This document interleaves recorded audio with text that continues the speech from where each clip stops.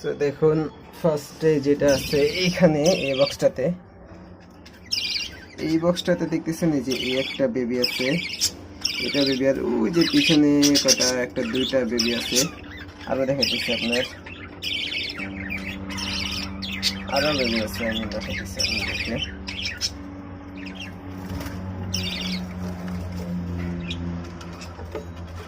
এটা খুললে দেখতে পাচ্ছেন যে এটার ভিতরে বেবি আছে। তো এই যে পেয়ারটা আছে এটা হলে পেয়ারের যে মা বলেন, এই বাচ্চাগুলোর মা হলে গিয়ে এটা। আর ওই যে ভিতরে তো একটা দেখতেছেন বাচ্চা আছে, এই পেয়ারের মা হলো গিয়ে যে এটা, আর বাবা হলো গিয়ে যে এটা।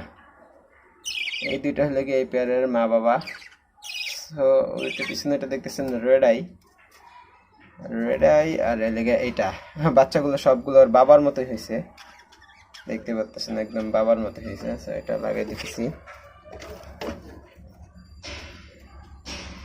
বাকি যে বাচ্চাগুলো দেখতেছেন এইগুলো সব এইখান থেকে হয়েছে। ওই যে পিছনে আছে দুইটা, এখানে একটা বক্স, এটা চারটা, মোট চারটা বাচ্চা হয়েছে এই পেয়ারটা থেকে, আমি চারটা বাচ্চা পাইছি। তো চলুন আর অন্য বাক্সটা দেখি কি অবস্থা। অন্যটা বলতে এই যে আমার এই পেয়ারটা ফার্স্ট টাইম ডিম পারছে। এটা আমি বাচ্চা থেকে পালছি, বাচ্চা থেকে বড় করছি।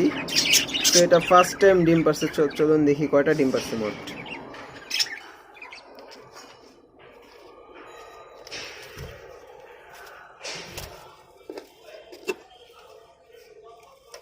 এটা দেখতেছেন, এটা লেগে এই যে আমি একদম বাচ্চা থেকে পালছি এই পাখিটা।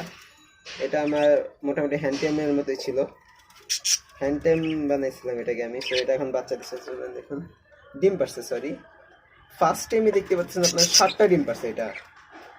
এটা লেগার ফার্স্ট টাইম এইগুলি, মানে ফার্স্ট টাইম এই ডিমটা পারছে 7টা, 1টা 2টা 3টা 4টা 5টা 7টা। ফার্স্ট টাইমে 7টা ডিম পারছে এই যে এই বাচ্চাটা, মানে এই মাদিটা।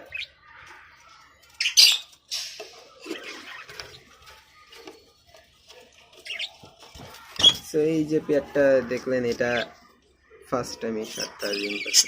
এটা দেখে আপনার কি বলবো, পাখির গ্রোথের উপর নির্ভর করে যে পাখি কটা ডিম পারবে না পারবে। তো এটার পর দেখতেছি উপরে কটা আছে। উপরে যে পেয়ারটা আছে এই পেয়ারটা আমি আপাতত দেখাতে পারবো না, কারণ সামনে একটা হাড়ি দেওয়া আছে।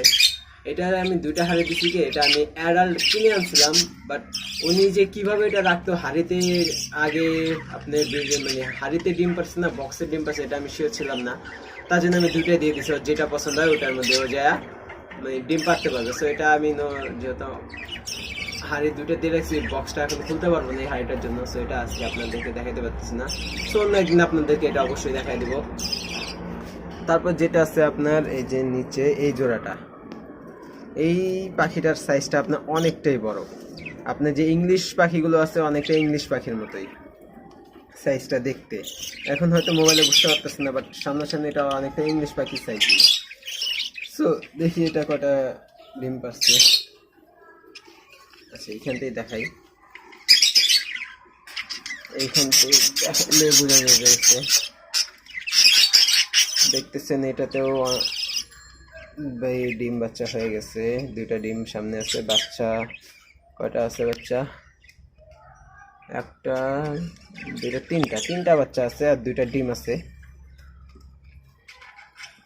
এটা দেখতেছেন এটা অনেকটা ইংলিশ পাখির সাইজ। এটার মধ্যে মোট এটা 6টা ডিম পারছিল আমি যত দেখছি, তার মধ্যে 4টা মনে ফুটছে, আর দুইটা ডিম ওই যে সামনে দেখা যেতেছে। আমার পাখিগুলো নর্মালি আপনি দেখা যেতেছে 6টা, আমার পাখিগুলো আপনার দেখা যেতেছে নর্মালি 6 থেকে 7টা করে ডিম পারতেছে এগুলো। কারণ আমি দেখেন প্রত্যেকটা হাড়ের মধ্যে কিন্তু আপনার যে ক্যাটেল বোন ফিশটা আছে, ক্যাটেল বোন ফিশটা, তারপরে আপনার ওই যে মিনারেল ব্লক, প্রত্যেকটা হাড়িতে আমি এগুলো দিয়ে রাখছি। প্রত্যেকটা হাড়িতে প্রত্যেকটা ইয়েতে সেটা আপনি ক্যাটেল বোন ফিশ এগুলো দেখতে পাবেন। ক্যাটেল বোন ফিশ। তবে এখানে দেখতেছেন এই যে ও খাওয়াই দিতেছে, বলতে পারেন আদর করতেছে ওর ওয়েটটাকে। সো আমার যে আরেকটা পেয়ার আছে ওটা হলে একটু উপরে রাখছি আমি, ওটা যেহেতু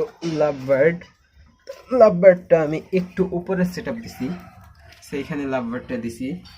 এটা দেখতেছেন লাভবার্ডের সেট আপ আমার।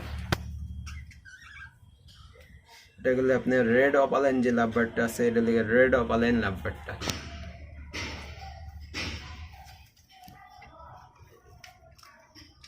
এই সেটআপটা আমি করে দিছি, ওরা নেস্টিং শুরু করে দিছে, আশা করতেছি কয়েকদিনের মধ্যেই ডিম পেড়ে দেবে। সো তখন আপনাদের সাথে আবার একবার দেখাবো যে লাভবার্ডের কীভাবে ব্রিডিং করাইতে হয়। সো আপাতত ওদেরকে ডিস্টার্ব করবো না, কারণ লাভবার্ড তো একটু অল্পতে ওরা নষ্ট হয়ে যাবে। সো চলুন